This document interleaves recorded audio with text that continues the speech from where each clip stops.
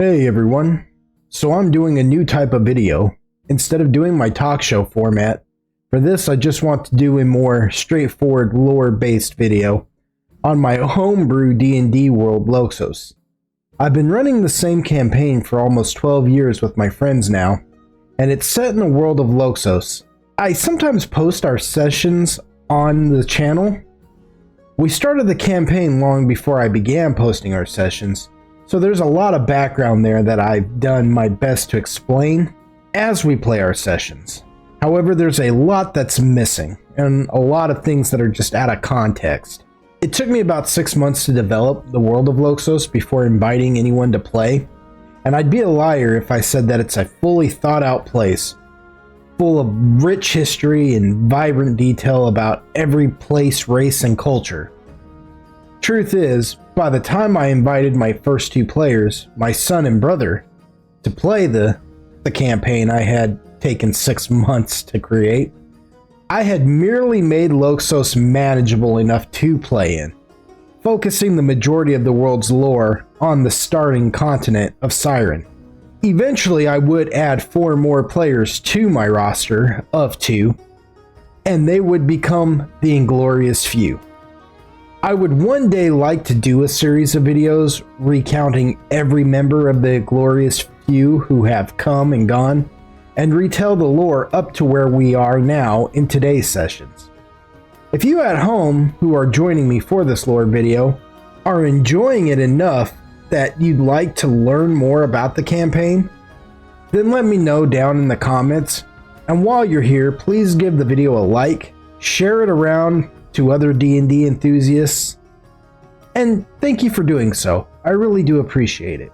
First things first, for those of you out there who don't know what D&D is, it stands for Dungeons & Dragons, a tabletop role-playing game first created by Gary Gygax and Dave Arneson in 1974. It was arguably the best TTRPG out there until Wizards of the Coast got a hold of it and inserted their indoctrinated politics into it. I digress on all of that. That's not why we're here. So let's move on. At its core, D&D is a shared narrative story where the DM, aka Dungeon Master, begins creating an interactive story around the players. The players then use their created characters to interact with the DM's narrative and shape the world around them. Most of the time, D&D is high fantasy. Think Lord of the Rings or The Elder Scrolls, although it isn't a video game, however, and so it should not be played like one. The DM's job is to create a compelling story that the players want to engage with, while the players should work as a team over acting as individual main characters. That's basically D&D. There's a little bit more nuance to it, but we've spent enough time on this particular section, and we've covered enough that any newcomers to the genre can at least understand this basic premise. Throughout the world of Loxos, there are many different races, cultures, and countries. The known world of Loxos is broken up into 9 different continents, with each continent having its own races, cultures, governing systems, faiths, and so on. Some continents may have one ruling body like a major kingdom or a tyrannical structure, while others may be broken into different countries, with each country having its own form of government. Again, let me know down in the comments if any of you would like a more detailed video talking about the different continents of Loxos and how each of them function and their different races and cultures. When I was homebrewing Loxos, I decided to go a more realistic route and didn't mash every race and culture and belief together in every place. So there are some continents, for instance, that I've never heard of or ever seen an elf. Yet they may have Warforged or Yuan-Ti in abundance just walking around like it's no thing. The race and culture I'm going to focus on in this video live on the continent of Siren. That is the continent I focused on creating the most before starting the campaign, and is the starting continent for my players. On the continent is a large mountain range that borders the nation of Blackflail, called the Iron Mountains, which act as a home to the race of the Iron Mount Orc. On the continent of Siren, there are 2 types of orcs. There are the typical green-skinned orc, tall, muscular, and everything one would expect from an orc. While typically known as orc, they also go by the name of Groomshai, or Groomshai orc, so named after their god Groomsh. On the far side of the continent, in the Iron Mountains, live the Iron Mount orc. Still tall and muscular like a typical orc, but their skin is a bluish gray and looks more like chiseled stone, because the orc kin of Loxos originate from trolls. Every orc can regenerate damage much like a troll, but at a lesser amount. Orc, unlike trolls, cannot regenerate missing limbs, for instance, yet they are not susceptible to fire doing extra amounts of damage to them either. And these Iron Mount orc, much like the Groomshai orc, go by a different name, called the Shargraasi, and we're going to get into why, and that is the topic of today's lore video. Why and how the Iron Mount orc became known as the Shargraasi. So, in addition to the regenerative abilities, each type of orc race has an extra ability that is unique to the type of orc they are. The Iron Mount orc, for instance, the Shargraasi, can regenerate damage like any other orc, but also have damage reduction because of their hard stone-like skin, meaning they can shrug off a certain amount of attack damage like it's nothing, because they are more attuned to their stone giant lineage, as trolls originated from giant kind. Long before the turning of the age, during the Age of Division, the Iron Mount orc were a tribalistic nomadic people, never settling in one place. Instead, they moved throughout the Stone Mountains. Lord Pog from the future here. I wanted to interject real quick because I noticed while editing this, I referred to the mountain as Stone Mountain.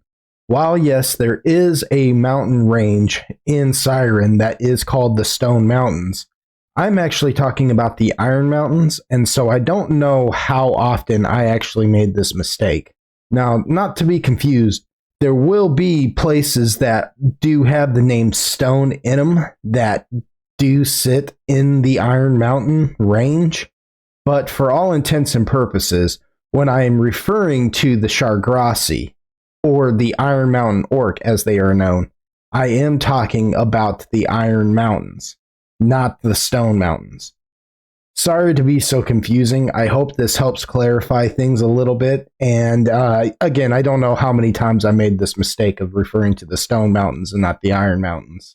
Shifting from place to place according to the seasons.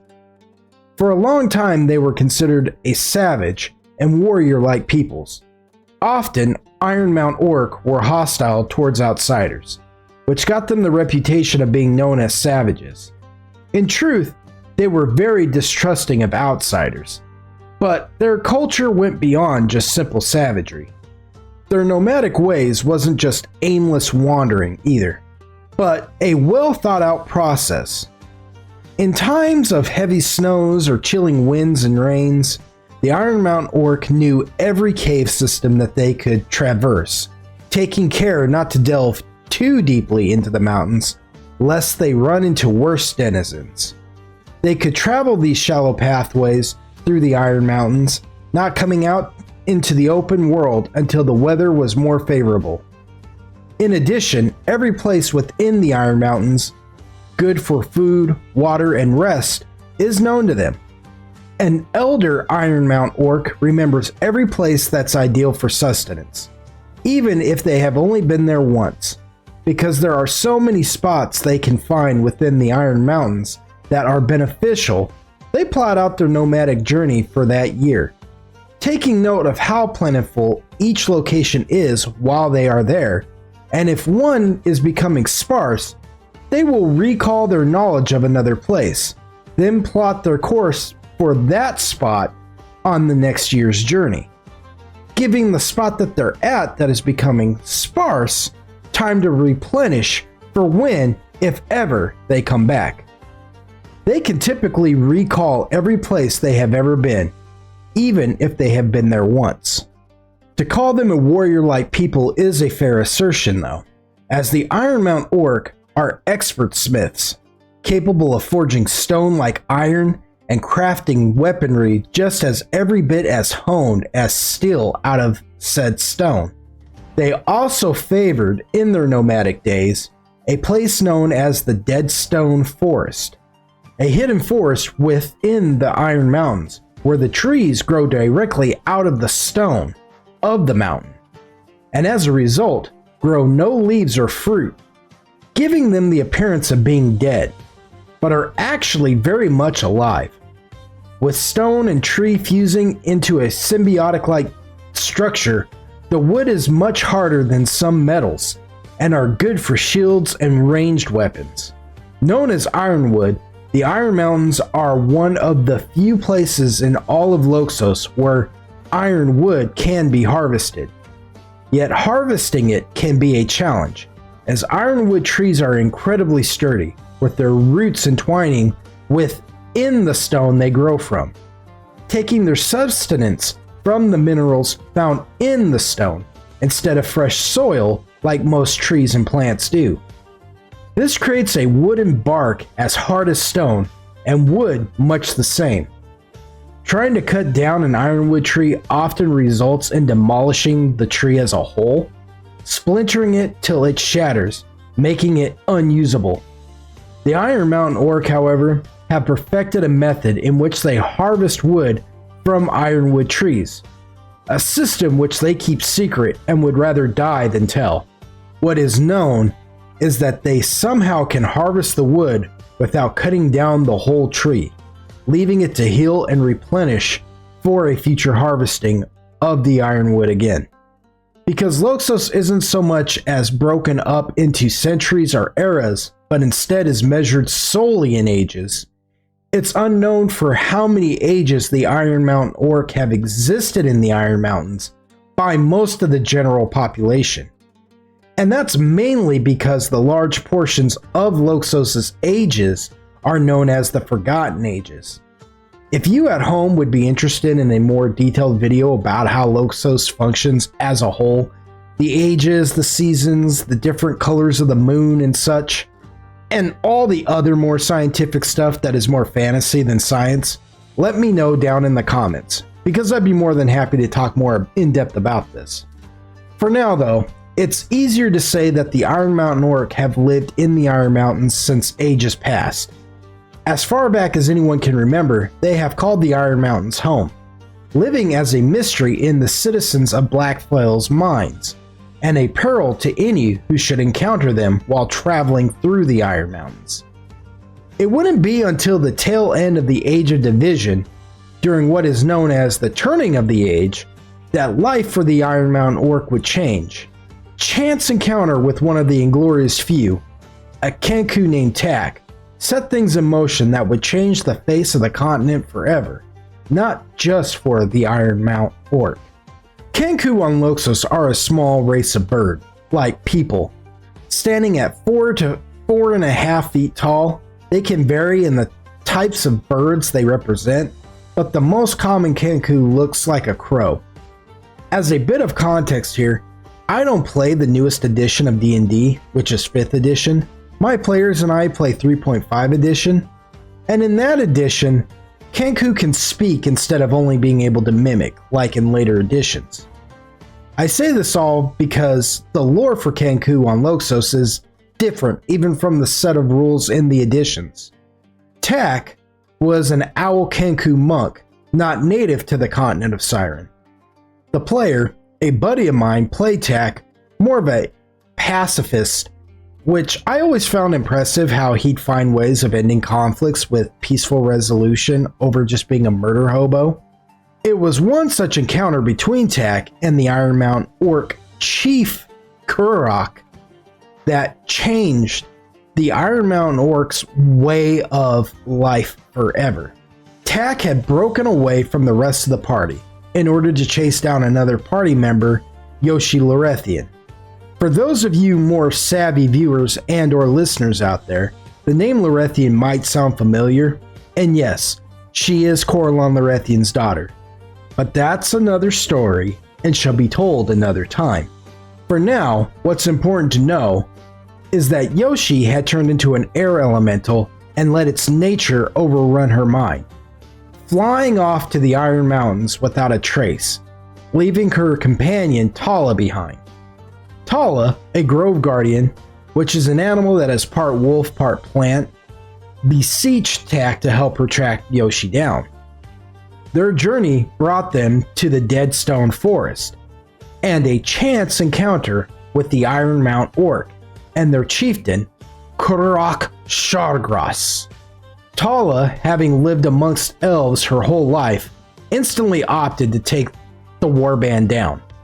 Most cultures and races on Loxos are xenophobic of one another. This was a creative choice on my part to add a more realistic touch to Loxos. I'm sure I might get some hate down in the comments for this, but I'm willing to have a civil discussion about it if you are. The thing is, it is way more realistic to have the cultures be xenophobic than to have the party walk into a tavern where the barkeep is an orc, the waitress is a halfling, and the performer is an elf. You know, that just doesn't make any sense. And then there's a tiefling guard. That just really doesn't make any sense. It would make sense in a more modern setting, but in a high fantasy setting, set in like a medieval period, no, that they would be very xenophobic of one another and their cultures just would not mesh. And so I've kind of done that same thing. So just hear me out. Hear me out. Anyway, speaking of xenophobia, I guess you could say, regardless, Tak was unwilling to attack the Iron Mount Orc just because they were orc. Using every diplomatic skill at his disposal, he managed to make friends with the hostile Iron Mount Orc, especially their chief Shargraasi, who gave Tak the nickname Little Food, because at first he saw Tak as nothing more than food. Shargraasi had every intention of making Tak a meal, but was astounded to find that Tak wasn't only a part of an intelligent race, but that he didn't instantly consider the orc an enemy just because he was an orc. Long before they were known as the Iron Mount Orc during one of the Forgotten Ages, they had suffered at the hands of humans and elves, forcing them to flee into the Iron Mountains. See, while most people don't remember why the Iron Mount Orc are the way they are, the Iron Mount Orc do. And they remember the age that this happened, or at least partially some of that age as it pertains to them. It was during the age of mini wars, and it's one of the few details during that time that the Iron Mountain Orc really can remember. What is known about the Forgotten Age of mini wars is that all the races were battling for land and control at that time. Yet the Iron Mount Orc remembered distinctly that the humans and elves banded together, driving them into the Iron Mountains before returning to fight each other once more. This prejudice against their kind stuck with the Iron Mount Orc. The fact that the other races would despise them enough to join forces long enough to ensure their defeat before going back to fighting one another was just a huge insult to the Iron Mount Orc. So from that time on, they would adapt to the Iron Mountains and begin to harbor a hatred for the races below. Only the Iron Mount Orc would remember their reason for indignation towards all the other races. Yet on that day, when Shargraasi met Tak, something changed in the chief's mind. Something that had been instilled in him as a child. Life as nomads, always moving, never staying in one place for too long, lest they be attacked. The Iron Mountain Orcs' mothers taught their young that way of life, saying they must always move, or the other races would team up to wipe them out completely. Never trust the outsiders, for they hate you. Kill them on sight, and if they can be food, then make them food. The orc mothers would say, and it would stick with their young. It bred warriors.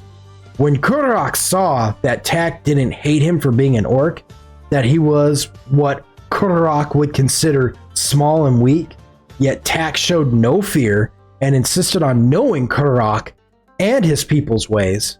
It caused Kudarok to experience doubt in his own way of life, that perhaps things below the mountain had changed.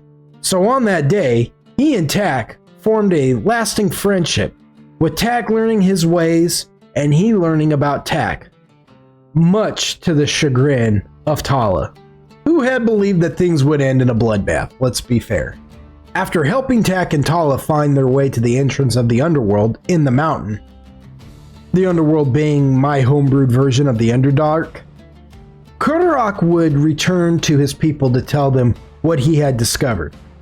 He would declare that he had learned a better way, that the races of humans and elves didn't hate them, not necessarily, that they could possibly be made allies, and that the Iron Mountain Orc could finally come down from the Iron Mountains. The elders of the tribes would of course be skeptical of this, reciting their history and the prejudice they had suffered at the hands of human and elf alike. Kudarok, for his best efforts, would try and silence these concerns by stating that he believed that while yes, there probably would be some unease between their peoples and the elves and humans at first, he had seen how civil discourse can lead to harmony, and that eventually alliances and even friendships could be achieved for their peoples. And maybe, just maybe, the Iron Mount Orc could come out of exile. Naturally though, this did little to silence the misgivings of the elders, and even a large portion of the tribe as a whole.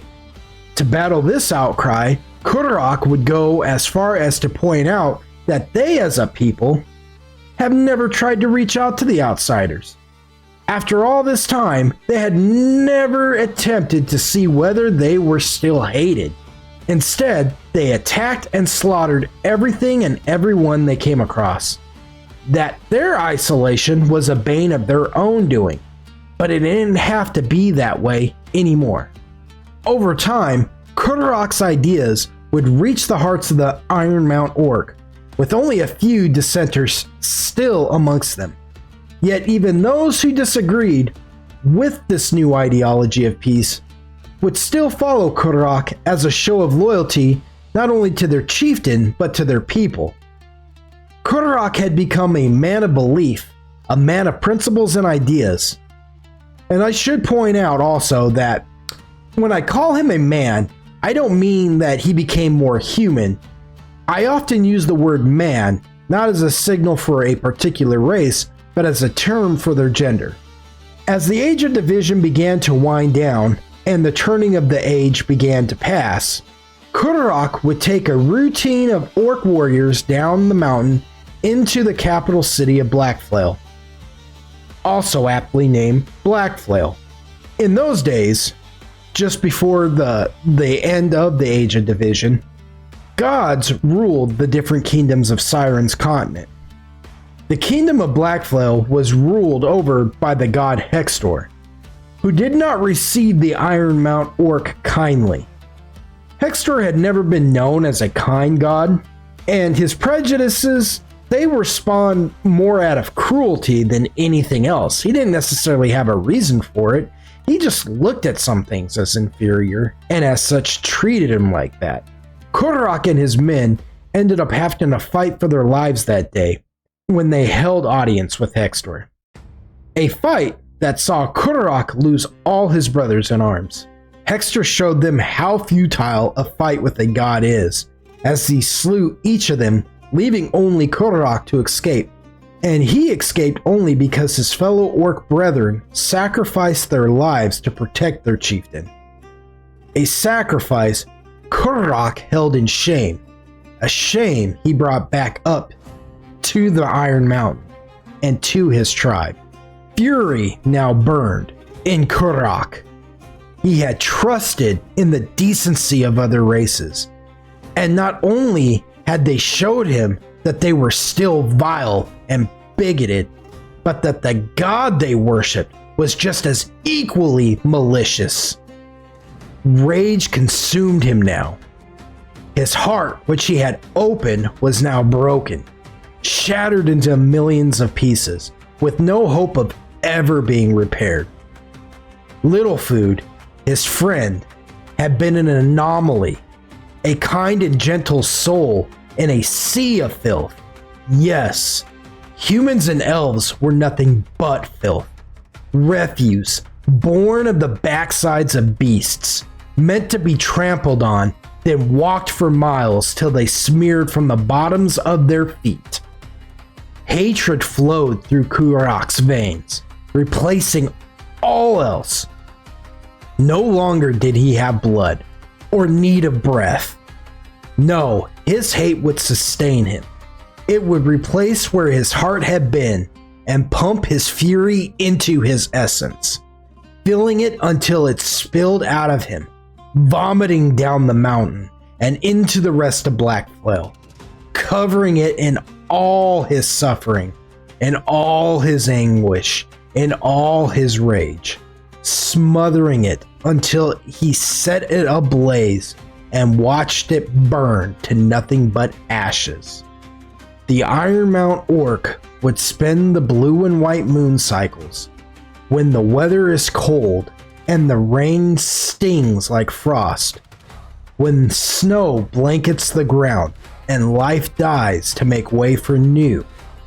They would spend this time in the cave systems they knew so well, preparing stone for war, coming out only to harvest ironwood.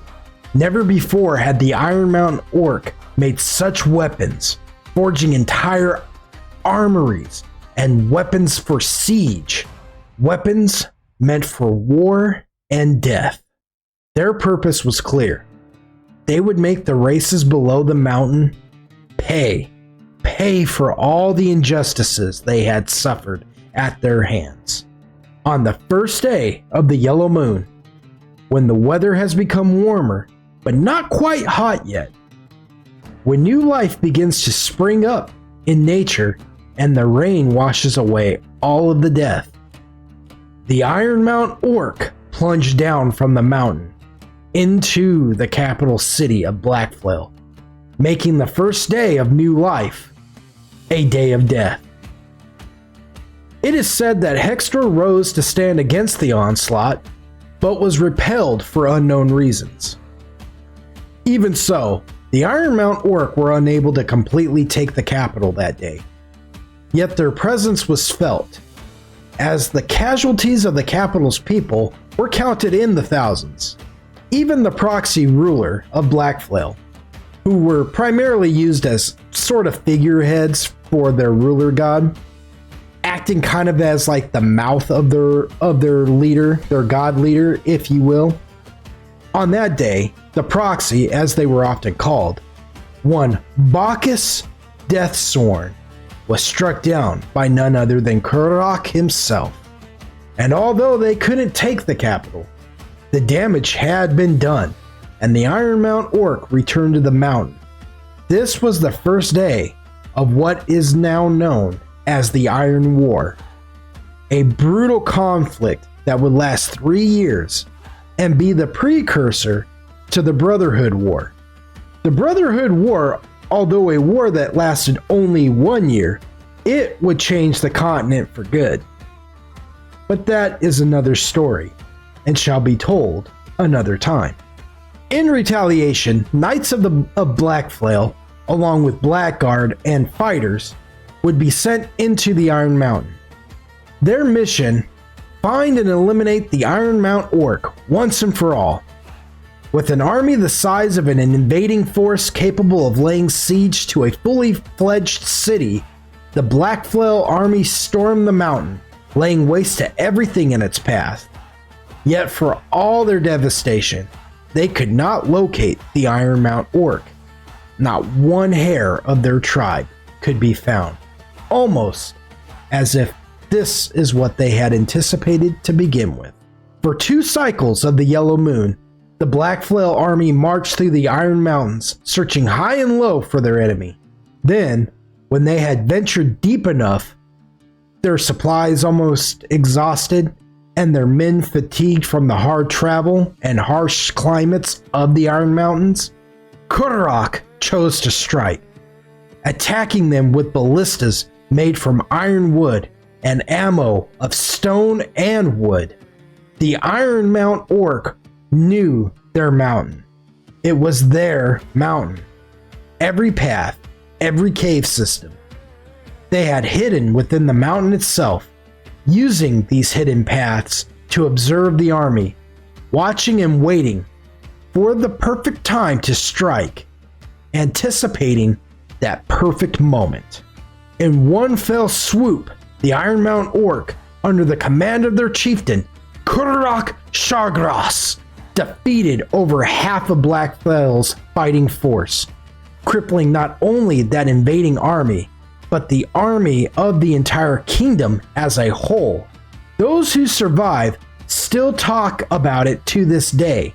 They talk about how ballista bolts, the size of small tree trunks, tipped with stone arrowheads, ripped through their ranks from all sides, tearing multiple knights, fighters, and blackguards alike to shreds in one shot.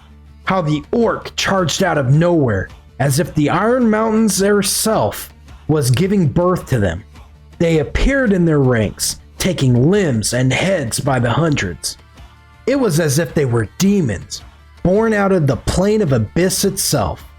At times, swords, axe, spears, and whatever else was being used would just bounce off the skin of the orc, and what weapons that would find purchase, the Iron Mount Orc would regenerate the damage, leaving the Black Flail soldiers to watch in horror as wounds would close themselves, as if they had never been.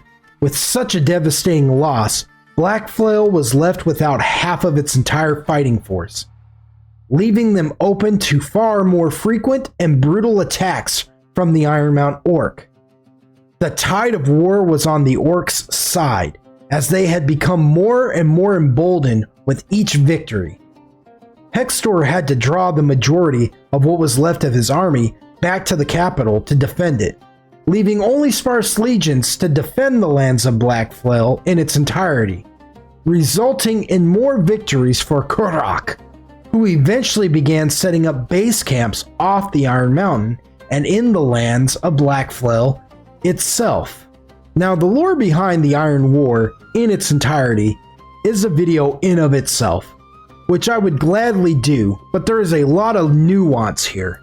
So just let me know in the comments if any of you would be interested in a more in-depth video about the subject. But what I have told you, the audience at home, is mainly to give the idea to the scale of the Iron War and what its impact was on the Kingdom of Black Flail. I'm going to gloss over some things here because the purpose of this lore is to explain how the Iron Mount Orc went from being known as that to being known as the Shargraasi. Kudarak himself is worthy of a more in-depth look as well. So again, let me know. Black Flail were losing the Iron War. Even the legendary heroes, the Inglorious Few, had mysteriously vanished before the start of the war. So they were no help in this conflict, and they would not return until 5 years later. But that is another story and should be told another time. Suffice it to say, Black Flail had to reach out to their neighboring kingdoms, White Sword, High Forest, and Crimson Marsh, for help. Each kingdom, with its own governing god, listened to Hextor's petition for aid, with only White Sword and High Forest agreeing to help. Crimson Marsh, who was governed by the goddess Weejas, declined. High Forest, who was governed by Obad High, helped, but only in a more supportive capacity and not so much with soldiers and boots on the ground. Hextor's half-brother, Hyronius, the god and leader of White Sword, would be the only one to send troops and engage the conflict directly. The Iron War would not finally come to its 3-year bloody end until one Timothy Lovegood, champion of St. Cuthbert, the governing god of Cudgel City, a state-like city and its own governing body, would send its own troops, with Timothy Lovegood leading the charge. Timothy would become known as the Hero of Iron, as it was he who defeated Kurrak in battle, putting an end to the War of Iron. With Kurrak Shargraasi slain and the Ironmount Orc soundly defeated, one would think that that would be their end, that they would retreat to the Iron Mountains and vanish for good. Yet that would not be their ultimate fate. They had done too much and won too many victories to slink into obscurity. All of the continent now knew who they were, and in some form or fashion had felt their presence. Their new chieftain, who erased his name and took up the name Shargraasi Kurrak, realized that even though they were unable to take Blackflail in the Iron Mountains, they were unmatched. That not even the stone or fire giants, or the stone goblins, neither the beasts that dwelt there with them, could match the might of the Ironmount Orc. First thing Shargraasi set out to do was make a pact with the Drow of the Underworld, a race of elves who were just as shunned as Ironmount Orc, maybe even more so, Shargraasi felt, since the Drow had been driven underground. So he made a treaty with them, speaking directly with their queen, Loth. Yes, that Loth. Providing protection for them above ground in the Iron Mountains, creating an embassy of sorts for them if they agreed to defend their newly created country, Shargraasi. Sorry, that's a lot of Shars and this and that. Shargraasi named their country after their fabled leader's last name, Kurrak Shargraasi. Even though Kurrak had led them to destruction with his ideals of peace at first, in the end he had proven to be a legendary warrior and brilliant strategist. It felt only right that their newly formed country should be named after him. After all, it was Kurrak who showed them that in the end, it was their mountain. Not even the Hero of Iron, Timothy Lovegood, dared follow them there, lest he be soundly flayed with his skin hung upon the mountainside as an example. Shargraasi would take things one step further by eliminating the name Ironmount Orc, now calling his people Shargraasi in honor of their iconic chieftain, with the term Iron Orc only being used as slang by some to this day. Now, with the turning of age in full swing, the Shargraasi, under the leadership of their war chief, Shargraasi, rule the majority of the Iron Mountains in their country, Shargraasi, its shadow casting down over the nation of Blackflail, standing as a beacon of defiance to the nation that once treated them as inferiors. It is now a reminder they are the Shargraasi, the orcs who almost toppled a kingdom run by a god.